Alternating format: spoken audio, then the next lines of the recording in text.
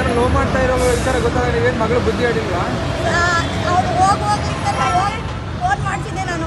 ಮದುವೆ ಆಯ್ತು ಮದುವೆ ಮಾಡ್ತೀರಾ ಅಂತಾನೆ ಮದುವೆ ಮಾಡಬೇಡಿ ನನ್ನ ಮಗಳನ್ನ ಕಷ್ಟಪಟ್ಟು ಸಾಕಿದ್ದೀನಿ. ನನ್ನ ಮಗಳೆಲ್ಲ ಇದನ್ನ ಮಗಳೇನಮ್ಮ?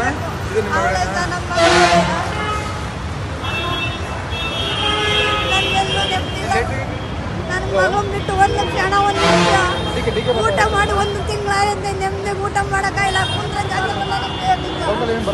ಊಟನೂ ಬೇಡ, ನನಗೆ ಏನು ಬೇಡ. ನನ್ನ ಮಗನ ನೋಡಿ ನನ್ನ ಪ್ರಾಣ ಹೋದ್ರೂ ಪರವಾಗಿಲ್ಲ. ನೀವೇನು ಕೆಲಸ ಮಾಡ್ತೀರಾ? ಮೊದಲು ಗಾರ್ಮೆಂಟ್ ಹೋಗ್ತಿದ್ದೆ. 1 ತಿಂಗಳಾಯ್ತು ಸರ್. ಎಲ್ಲಿ ಕಂಪ್ಲೇಂಟ್ ಕೊಟ್ಟಿದ್ದೀರಾ? City police station. ಏನು ಸ್ಪಂದಿಸ್ತಾ ಇಲ್ಲ. ನಾನು ಕೇಳಿ ಓಡಾಡಿ ಸಾಕಾಯ್ತೆ. ಒಂದ್ಸರಿ ಕಳೆದೋದು ಒಂದು ದಿವಸಕ್ಕೆ ನನ್ನ ಮಗಳು ಮಂಗಳೂರಲ್ಲಿ ಬೇಕರಿಯಲ್ಲಿ ಕೆಲಸ ಮಾಡ್ತೀನಿ, ಅಯ್ಯಂಗಾರ್ ಬೇಕರಿ ಅಂತ ಹೇಳಿದ್ಲು. ಅಲ್ಲೂ ಇನ್ನೂ ರಿಪ್ಲೈ ಮಾಡಿಲ್ಲ. ಏನು ಮಾಡೋದು? ಅವಳು ಫಸ್ಟ್ PUC ಓದಿದ್ದಾಳೆ. ಅವಳು ಮನೆ ಬಿಟ್ಟು ಹೋಗಿ 1 ತಿಂಗಳಾಯಿತು.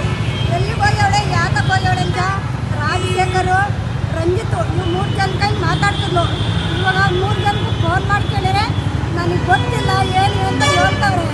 ಈಗ ರಾಜಾಪುರ ಚಂದ್ರಪಟ್ಟಣದ ಹತ್ರ ರಾಜಾಪುರ ನಮ್ಮದು. ಇಲ್ಲಿರೋದು ತಿರುಮಗೊಂಡಳ್ಳಿಲಿ. ಎಷ್ಟು ವರ್ಷದಿಂದ ಇದ್ದೀರಾ? 30 ವರ್ಷದಿಂದ ಇದ್ದೀವಿ. ಅವಳೆಲ್ಲವನಾಥ ಪಲ್ಲವಿ ಅಂತ. ಮಂಜುನಾಥ್ ಡಿಗ್ರಿ ಓದ್ತವನೆ. ಪಲ್ಲವಿ ಇವಾಗ ಫಸ್ಟ್ PUC ಎಕ್ಸಾಮ್ ಮಾಡ್ತಿದ್ದಾಳೆ. ಅಲ್ಲಿ ಇರ್ತಿರ್ಲಿಲ್ಲ. ಬ್ಯಾಂಗ್ಳೂರಿನಲ್ಲೇ ಅಪ್ ಆ್ಯಂಡ್ ಡೌನ್ ಮಾಡ್ತೀನಿ ಅಂತ ಅಪ್ ಆ್ಯಂಡ್ ಡೌನ್ ಮಾಡ್ತಾಯಿದ್ದು. ಇವಾಗ ಎಲ್ಲಿ ಹೋಗೋಳು ಅಂತ ಗೊತ್ತಿಲ್ಲ. ನಾನಂತೂ ಹುಡುಕ್ಬಾರ್ದು ಜಾಗನೇ ಹುಡುಕಿದ್ದೀನಿ. ಪೊಲೀಸ್ನೂ ಸಹ ಏನಾದ್ರು ಒಂದು ಇಂಥ ಜಾಗದಲ್ಲಿ ಅವಳೆ ಅಂತ ಹೇಳ್ಬೇಕಲ್ಲ. ಏನೂ ಹೇಳಿಲ್ಲ ನನಗೆ, ಏನೂ ಹೇಳಿಲ್ಲ ನನಗೆ. ಅದಕ್ಕಾಗಿ ನನಗೆ ನ್ಯಾಯ ಕೊಡಿಲ್ಲ. ಏನು ಕೆಲಸ ಮಾಡ್ತಿದ್ದೀರಾ ನೀವು? ಗಾರ್ಮೆಂಟ್ಸಿಗೆ ಹೋಗ್ತಾ ಇದ್ದೆ ನಾನು. ಗಾರ್ಮೆಂಟ್ಸಿಗೆ ಹೋಗಿ ಕೂಲಿ ಮಾಡ್ತಾ ಇದ್ದೀನಿ. ನನ್ನ ಗಂಡ ಸತ್ತಾಗ ನಾನು ಇಷ್ಟೊಂದು ಕಷ್ಟಪಟ್ಟಿದ್ದಲ್ಲ. ಈಗ ನನ್ನ ಮಗಳು ಕಳೆದೋಗ್ಯಾಳೆ. ನನ್ನ ಮಗಳಿಲ್ಲ ಅಂದರೆ ನಾನು ಮಗಳು ಎಲ್ಲವಳೇನ ನನಗೆ ಸಿಗಕ್ಕೆ ಮಾಡಬೇಕು. ಇದಕ್ಕೆಲ್ಲವ ನೀವೇನು ಒಂದು ಸ್ವಲ್ಪ ನನಗೆ ಹೆಲ್ಪ್ ಮಾಡಬೇಕು ಅಂತ ತಮ್ಮಲ್ಲಿ ಪ್ರಾರ್ಥಿಸ್ತೇನೆ. ಏನಮ್ಮ ನಿಮ್ಮ ಮಗಳ ಹೆಸರೇನಮ್ಮ? ನನ್ನ ಮಗಳು ಪಲ್ಲವಿ. ಎಷ್ಟಮ್ಮ ಏಜು? 16 ತುಂಬಿ 17 ವರ್ಷ ನಡೀತೈತೆ. ಅಲ್ಲ ನೀವು ಪೊಲೀಸ್ ಸ್ಟೇಷನ್ ಕಂಪ್ಲೇಂಟ್ ಕೊಟ್ರೆ ಯಾವ ಪೊಲೀಸರು ಯಾಕೆ ಸ್ಪಂದಿಸ್ತಾರೆ? ಏನು ಹೇಳ್ತಾರೆ? ಇಲ್ಲ ಸರ್, ಅದಕ್ಕೆ ಸುತ್ತಿ ನಾನು ಸತ್ತು ಹೆಣಾಗಿದ್ದೀನಿ. ಅದು ಪೊಲೀಸರು ಏನು ನನಗೆ ಸಪೋರ್ಟ್ ಕೊಡ್ತಾ ಇಲ್ಲ ಸರ್. ಎಲ್ಲೆಲ್ಲೂ ಹೋಗಿ ಹೇಳಿದ್ದೀನಿ, ಮಿಸ್ಸಿಂಗ್ ಅಂತ ಕೊಟ್ಟಿದ್ದೀನಿ. ಪೊಲೀಸರು ನನ್ನ ಬಡವರು ಅಂತ ದೂರ ತಳ್ತವ್ರೆ. ನನಗೆ ನ್ಯಾಯ ದೊರಕಿಸ್ಕೊಡ್ಲಿಲ್ಲ. ನನ್ನ ಮಗಳನ್ನ ಕಷ್ಟಪಟ್ಟು ಸಾಕಿದ್ದೀನಿ. ನನಗೆ ಮಗಳು ಬೇಕು. ನ್ಯಾಯಾಲಯಕ್ಕೆ ಒಂದು ನ್ಯಾಯ ಕೇಳ್ತೀನಿ. ಎಲ್ಲರೂ ನನಗೆ ನ್ಯಾಯ ದೊರಕಿಸ್ಕೊಡ್ಬೇಕು. ದಿನ ಸ್ಟೇಷನ್ ಓಡಾಡ್ತಿದ್ರಾ? ದಿನ ಓಡಾಡ್ತೇನೆ. ಏನು ನಲ್ಲಿ 21ನೇ ತಾರೀಕಿಂದಲೂ ಓಡಾಡ್ತಾ ಇದ್ದೀನಿ. ಇವಾಗ ಏಪ್ರಿಲ್ ತಿಂಗಳು ತಗಲು ಏನು ಬಾ ಅಂತಾರೆ? ನಾಳೆ ಬಾ ಅಂತಾರೆ. ನಾಳೆ ಬರ್ತಾರೆ, 1 ವಾರ ಬಿಟ್ಟು ಬರ್ತಾರೆ. ಕಾರು ಅಂತ ಇಲ್ಲ, ಬಸ್ಸು ಅಂತ ಇಲ್ಲ. ಒಟ್ಟಿಗಿಟ್ಟಿಲ್ದಲೆ ನೀರಿಲ್ದಲೆ ಸುತ್ತಾ ಇದ್ದೀನಿ. ಸಾಯಂಕಾಲ ತನಕ ಸುತ್ತೀನಿ. ಸಾಯಂಕಾಲ ಎಣ್ಣೆ ಕಟ್ಟಬೇಕು. ಯಾರು ಇಲ್ಲ, ಕಾರಿಲ್ಲ, ಯಾರು ಹೆಲ್ಪ್ ಮಾಡ್ತಾ ಇಲ್ಲ. ಇಲ್ಲೇ ನನಗೆ ಹೆಲ್ಪ್ ಮಾಡ್ಕೊಡ್ಬೇಕು. ನನ್ನ ಮಗಳು ಕೊಡಬೇಕು. ಅಷ್ಟೇ ನಾನು ಕೇಳ್ತಾ ಇರೋದು. ನವೋದಯ ಕಾಲೇಜಲ್ಲಿ ಚಂದ್ರಪಟ್ಟಣದಲ್ಲಿ ಓದ್ತಾವಳೆ. ನಾನಿರೋದು ಬ್ಯಾಂಗ್ಳೂರಲ್ಲಿ ಇದ್ದೀನಿ. ಆದರೆ ನನ್ನ ಮಗಳು ಎಲ್ಲ ಎಕ್ಸಾಮ್ ಎಲ್ಲ ಬರೆದು ಬೆಂಗಳೂರಿಗೆ ಅಪ್ ಆ್ಯಂಡ್ ಡೌನ್ ಮಾಡ್ತಾ ಇದ್ಲು. ಇವಾಗ ಮಿಸ್ಸಿಂಗ್ ಆಗಿಬಿಟ್ಟವಳೆ. ಮಿಸ್ಸಿಂಗ್ ಆಗಿ ಮಾರಂಡಿಲಿ ದಿನನೇ ನನಗೆ ಫೋನ್ ಮಾಡಿ ಹೇಳಿದ್ಲು, ಅಮ್ಮ ಮಂಗಳೂರಲ್ಲಿ ಬೇಕ್ರಿಲಿ ಅಯ್ಯಂಗಾರ್ ಬೇಕ್ರಿಲಿ ಕೆಲಸ ಮಾಡ್ತಾಯಿದ್ನಿ ಹಳೆ ಬಸ್ ಸ್ಟ್ಯಾಂಡಲ್ಲಿ ಅಂತಂದ್ಲು. ನಾನು ಬೇಡ ಬಂದ್ಬಿಡವ ಹೋಗ್ಬೇಡ ಅಂತಂದೆ. ಹಂಗಾರು ಬರಲಿಲ್ಲ. ಮತ್ತೆ ಇನ್ನೊಂದ್ಸರಿ ಫೋನ್ ಮಾಡಿ ಹತ್ತಿ ಬೆಲೆ ಬೇಕ್ರಿಲಿ ಕೆಲಸ ಮಾಡ್ತೇನೆ ಅಂದ್ಲು. ನನಗೆ ಎಲ್ಲ ಅವಳೇನೋ ನನಗೆ ಗೊತ್ತಾಯ್ತಾ ಇಲ್ಲ. ಇದೆಲ್ಲನೂ ನಮ್ದಲ್ಲೇ ನಾನು ಸೂರ್ಯ ಸಿಟಿ ಪೊಲೀಸ್ ಸ್ಟೇಷನ್ಗೆ ಕಂಪ್ಲೇಂಟ್ ಕೊಟ್ಟೆ. ಅವರು ಬರ್ತಾರೆ ಅಂತಂದು ನನಗೇನು ನ್ಯಾಯ ದೊರಕಿಸ್ಕೊಡ್ಲಿಲ್ಲ. 1 ತಿಂಗಳಿಂದನೂ ಸುತ್ತಾನೆ ಇದ್ದೀನಿ. ಆದರೂ ನನಗೆ ನನ್ನ ಮಗಳು ಎಲ್ಲವಳೆ ಅಂತ ಗೊತ್ತೂ ಮಾಡಲಿಲ್ಲ. ಮತ್ತೆ ಟ್ರ್ಯಾಕ್ ಮಾಡಿ ನಂಬರ್ ಕಂಡುಹಿಡಿಯೋಕ್ಕಾಗಲಿಲ್ಲ ಎಲ್ಲವಳೆ ಅಂತವ. ಇವಾಗ ನನ್ನ ಮಗಳನ್ನ ಬಿಟ್ಟು ನನಗೆ ಇರೋಕ್ಕಾಗ್ತಿಲ್ಲ. ನನಗೆ ಗಂಡ ಇಲ್ಲ, 2 ಮಕ್ಕಳವೆ. 2 ಮಕ್ಕಳನ್ನ ಕೂಲಿ ಮಾಡಿ ಸಾಕಿದ್ದೀನಿ. ಎಜುಕೇಷನ್ ಕೊಡಿಸ್ಬೇಕು ಅಂತ ಎಜುಕೇಷನ್ ಕೊಡ್ತಿದ್ದೀನಿ. ನನ್ನ ಮಗಳು ಸಿಗಲಿ ಅಂದ್ಬಿಟ್ಟು ಯಾರು ನ್ಯಾಯ ದೊರಕಿಸ್ಕೊಡ್ಲಿಲ್ಲ ಅಂದ್ಬಿಟ್ಟು ಸುತ್ತಬಾರ್ದು ಜಾಗನೇ ಸುತ್ತಾ ಇದ್ದೀನಿ. ಹತ್ತಿ ಬೆಲೆಲ್ಲೂ ಸುತ್ತಿದ್ದೀನಿ. ಮಂಗಳೂರಲ್ಲೂ ಅಪ್ಪನ ಗಂಟೆ ಅಲ್ಲೆಲ್ಲ ಸುತ್ತಿದ್ದೀನಿ.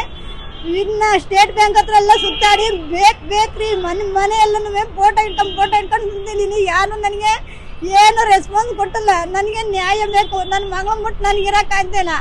ನನ್ನ ಮಗಳನ್ನ ಎಲ್ಲಾರು ಹುಡುಕೊಡಿ ಅಂತ ತಮ್ಮಲ್ಲಿ ಕೇಳ್ಕೊತಾ ಇದ್ದೀನಿ. ನಾವು ಪೊಲೀಸ್ನವರು ಡೈಲಿ ಬಾಂತಾರೆ. ಡೈಲಿ ಹೋಗ್ತಾ ಇದ್ದೀನಿ. ವಾರ ಸುತ್ತಾ ಇದ್ದೀನಿ. ವಾರಕ್ಕೆ ಬಾಂತಾರೆ, 15 ದಿವಸಕ್ಕೆ ಬಾಂತಾರೆ, 15 ದಿವಸಕ್ಕೊಂದ್ಸರಿ ಹೋಗ್ತಾ ಇದ್ದೀನಿ. ಇಟ್ಟು ನೀರಿಲ್ದಲೆ ಪೊಲೀಸ್ ಸ್ಟೇಷನ್ ಮೆಟ್ಲು ಸುತ್ತಾ ಇದ್ದೀನಿ. ನ್ಯಾಯ ಬೇಕು ಅಂತವ.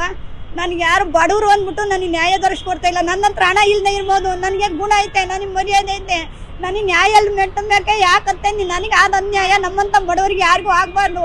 ಒಟ್ನಲ್ಲಿ ನನ್ನ ಮಗು ಬೇಕೇ ಬೇಕು ನನಗೆ. 21ನೇ ತಾರೀಕಲ್ಲಿ ಓದ್ಲೋಳು, 21ನೇ ತಾರೀಕಲ್ಲಿ ಮನೆ ಬಿಟ್ಟು ಹೋದ್ಲು. ಎಲ್ಲಿಗೆ ಹೋಯ್ತೀನಿ ಅಂತಾನು ಹೇಳಲ್ಲ, ಏನೂ ಇಲ್ಲ. ಫೋನ್ ಮಾಡಿದ್ಲು, ನಮ್ಮಮ್ಮ ಎದಾರ್ ಮಾಡ್ತಾರೆ ಅಂತ ಫೋನ್ ಮಾಡಿದ್ಲು. ಮಂಗ್ಳೂರ್ ಬೇಕ್ರಿಲಿ ಇದ್ದೀನಿ ಅಂತಂದ್ಲು. ಮತ್ತೆ ಇನ್ನೊಂದ್ಸರಿ ಯಾವ ಬೇಕ್ರಿಲಿ ಅಂತ ಕರೆಕ್ಟಾಗಿ ಹೇಳು ಅಂದ್ರೆ ಅತ್ತಿಬೆಲೆ ಬೇಕ್ರಿಲಿ ಕೆಲಸ ಮಾಡ್ತೇನೆ, ಅಯ್ಯಂಗಾರ್ ಬೇಕ್ರಿಲಿ ಅಂದ್ಲು.